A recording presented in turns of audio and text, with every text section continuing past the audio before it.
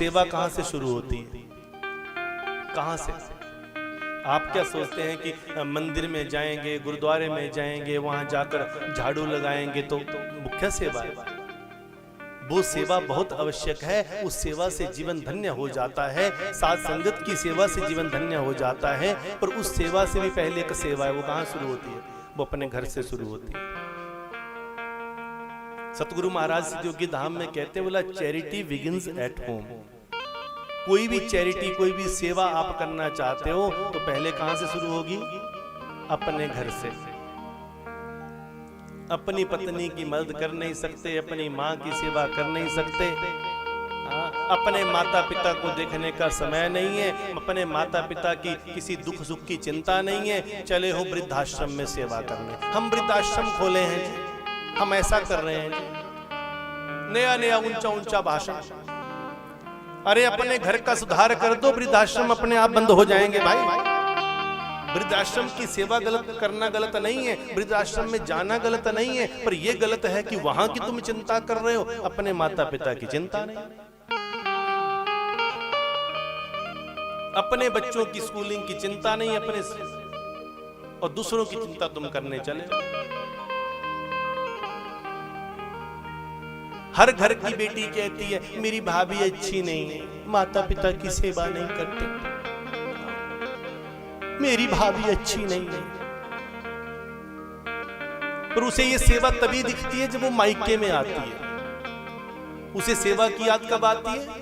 जब वो मायके में आती है। और जब वो खुद कहीं पर भाभी है, वहां उसको कोई पता नहीं है कि सेवा क्या चीज है। अपनी ननद घर में आ रही है तो उसको ये भी पता नहीं है कि पानी का गिलास लेके जाना है। और खुद जब वो गई है, हाँ मैं तो ननद हूं, मुझे पानी नहीं मिला। हाँ, दूसरों को ज्ञान देने के लिए हम सब तैयार बैठे हैं, अपने लिए कोई तैयार नहीं है। वो भी सुधरना चाहिए, वो भी गलत, वो भी गलत, वो भी गलत। द्रोणाचार्य गुरु जी बैठे थे, पांडवों और कौरवों को वहां पर ज्ञान दे रहे थे। द्रोणाचार्य जी ने सोचा परीक्षा ले लो, बोले जाओ दुनिया से किसी बुरे आदमी को ढूंढ कर लाओ। कौरव पांडव बोले, बोला जी सबसे बड़े युधिष्ठिर जी हैं, पहले ये जाएंगे। दुर्योधन ने फंसा दिया, बोला पास होएगा तो हमें ज्ञान मिल जाएगा, फेल होएगा तो हम आगे हो जाएंगे। बोले युधिष्ठिर को भेजो। द्रोणाचार्य बोले जाओ युधिष्ठिर किसी बुरे को ढूंढ कर लाओ।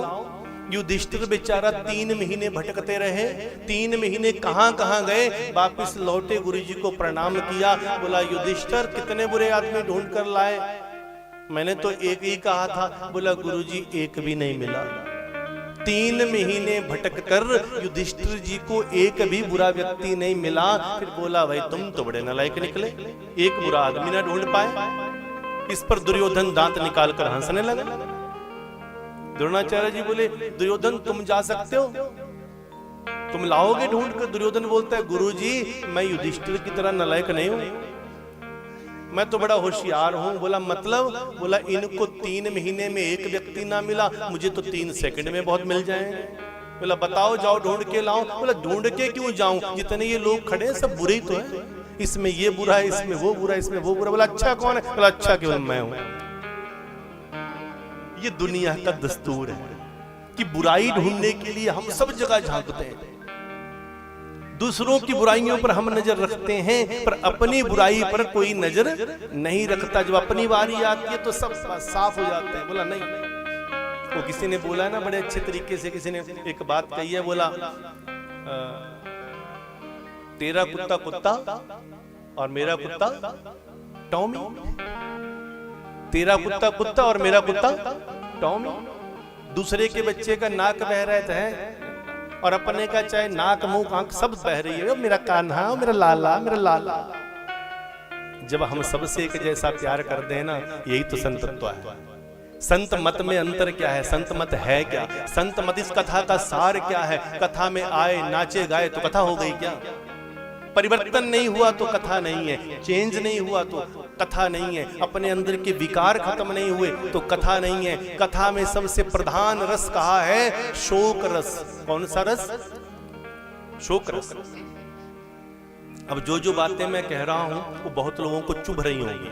चुभ रही नहीं चुभ रही हैं तो फील करो किस किस के अंदर ये कमियां हैं। कथा में बातें चुभनी चाहिए, आपको भी चुभनी चाहिए और मुझे भी चुभनी चाहिए। अपने अपने जो अंदर कमियां हैं वो बताएं किसी को ना, चाहे बताता कौन है, सब चुप के बैठे हैं। बस क्लास में बैठे हैं, मास्टर ने बोला लाओ अपना होमवर्क दिखाओ, जिसके पास कॉपी है वो तो भाई अलग तरीके से, भाई इसके पास नहीं, चुप से दबा रहता है, कोई बात नहीं, मेरी कॉपी नहीं पूछेंगे।